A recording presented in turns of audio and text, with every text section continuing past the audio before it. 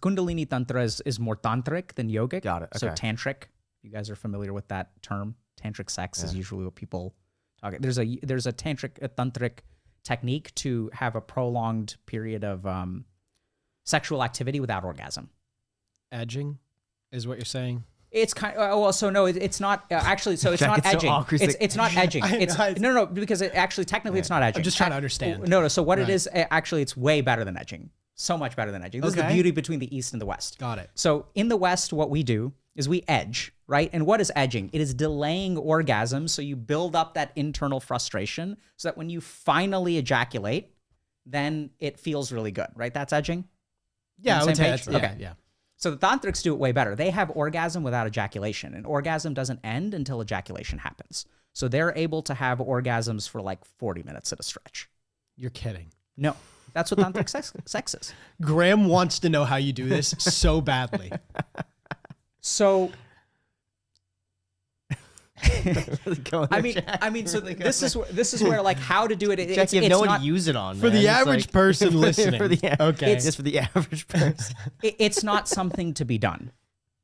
Oh, Yeah, so I would not recommend it. why? Because then you just, I mean, you give up on all other things in life. No, This no, is no, the no, only no. joy All you the have. possessions, No. nothing. So, Yeah, so the it's just all I need so, is this. So the key thing to understand about, I guess we're talking about tantric sex now. So here's the key thing to understand. So all meditation is designed to elevate your consciousness to a certain level.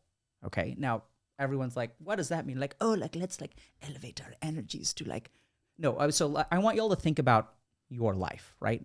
So like right now, how do you feel? How do I feel? Yeah. I feel amazing right now.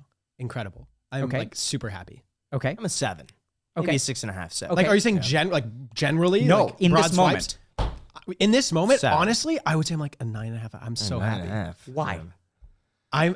Because I have so many questions about psychology, just general philosophical questions and stuff like that. And I feel like I can learn a lot from you. And these are questions I've had ever since I was a kid. Okay. So You know what what I is mean? your mind doing right now? Well, generally speaking, I would say 85% of the time it's very present and just listening to what you have to say. And then there's other 15% of the time, so 1 in 7 seconds, I'm like kind of just like thinking about something else. And it's like, oh, I wonder about this. And then you're saying something and I'm applying that to my own life. When did I do this? Okay. And so yeah. let's understand a couple things. Okay. So what do y'all think is the correlation? You said you're 85% focused, right? Yes. So what is the correlation between the level of focus and how good you feel about yourself? I would say higher focus, feel better. Never thought of it before. Okay. It's like never the crossed flow my state, mind. right? Yeah. Like when you get into Okay. So rule number 1 of this discussion, because this is what we're doing now. You are not allowed to cite anything. Okay. Okay. We're going to learn 100% from our own internal experience. Okay. Because who the fuck knows if the flow state is even a real thing? Like, Okay, who love knows? this. Like, it Yeah. could be a conspiracy. We don't Right. know. Science could disprove it a year from now, right? That's what science is really good at. We Right. disprove stuff all the time. Okay, so let's talk with Graham for a second. So, Graham, Sure. if you sort of think about the happiest moments in your life, like it doesn't have to be like the birth of your kids or anything like that, but like think about those moments where you just feel the best. Yeah. What can you give me an example? Usually I'm working on something I'm really excited about. Usually Okay. those are the moments that, like the flow state for me, which is time to stops, and all of a sudden it's... Okay, hold on. So now we're getting Yeah. to a couple of good things. So let's talk about time stopping. What is the quality of the mind? What is the mind doing when time is going? It's occupied. Something. Okay, so let's talk about when time is moving super slow, the opposite of stopping, right? What kind of thoughts do you have when your mind is like, oh my God, this is taking forever, Neurotic thoughts, Boredom, what? Probably. repetitive thoughts, just like running through right? the So you're exact same thinking, thing. when is this going to end? Oh Yeah. my God, you're thinking about this, and then you're thinking about this, and you're thinking about this. So this is the first thing to understand. The level of focus of the mind correlates with happiness, okay? And if we think about when we're unhappy, and also we have to have mind active to notice the presence of time. That's the other thing. Y'all get that? I know it sounds kind of weird, but is our mind active when we sleep? Kind of. I mean, No, I mean like dreams. Or aside from that. yeah. Yeah, right. So no neuroscience. Okay, we Probably can talk not. about REM sleep and sleep stages and all Unconsciously that. active, but How do you know that? dreams? Is that unconscious? I would say so. You know, I don't think you could be necessarily like control your, just sometimes a dream will Lucid just dreams? Do you control your thoughts? sometimes no, I don't.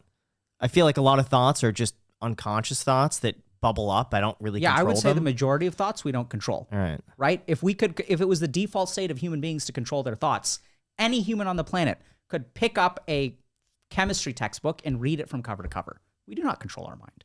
Our mind controls us. Mm-hmm. Okay? So let's kind of go back to the task at hand, which is understanding the nature of mind, time, focus, happiness, all this crap. So first thing to understand is that the more distracted mind is, the more you're going to be aware of time.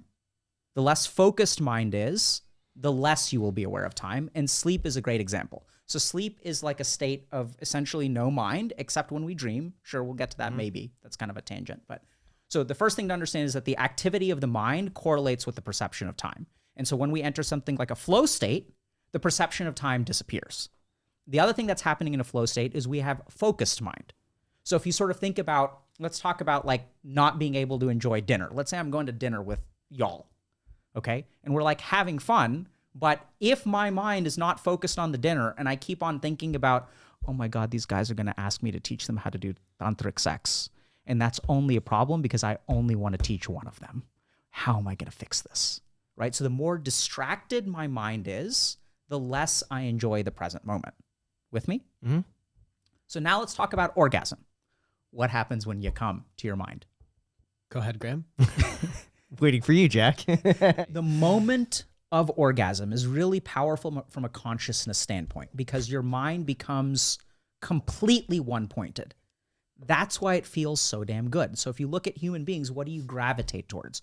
You gravitate towards things that bring your mind to one-pointedness. I'm walking on down the beach and there's a sunset and I'm not thinking about anything. I'm just there, right? And I'm absorbed in the experience of the present. Or I'm whitewater rafting. And when I'm whitewater rafting, I'm just there. I literally cannot afford to think about anything else. And the interesting thing about orgasm is one of the very few physiologic techniques that automatically induce complete focus of the mind.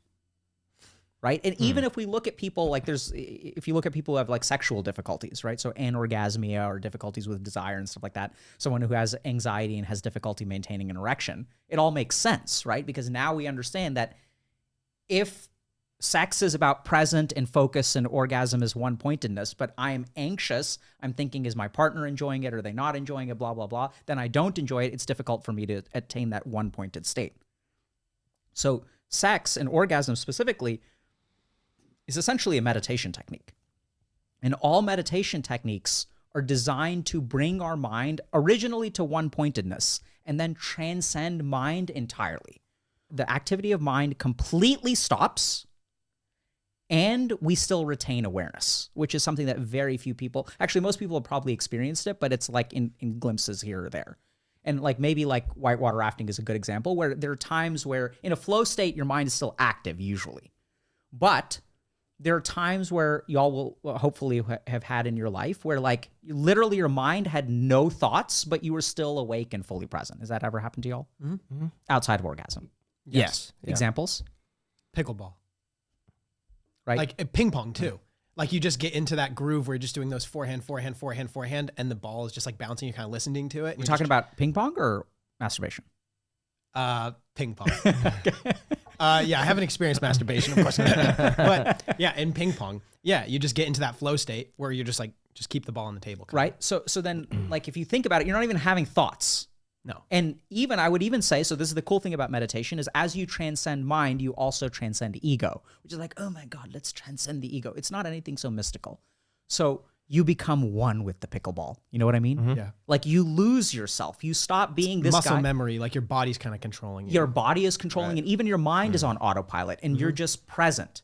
And if I were to ask you, like, you know, like you'd forget about your haircut, you'd forget about everything. You're just one with the pickleball. And so this is the goal of meditation, is to attain these states of mind. And the reason that they do tantric sex is because during that sustained state of orgasm, it's not about pleasure. So this is why I say that y'all are not ready for it, okay? Because it's powerful stuff. Y'all are playing with fire here. And so what we really want to achieve is it's a tool that's used to sustain that state of mind for an extended period of time by powerfully harnessing your physiology.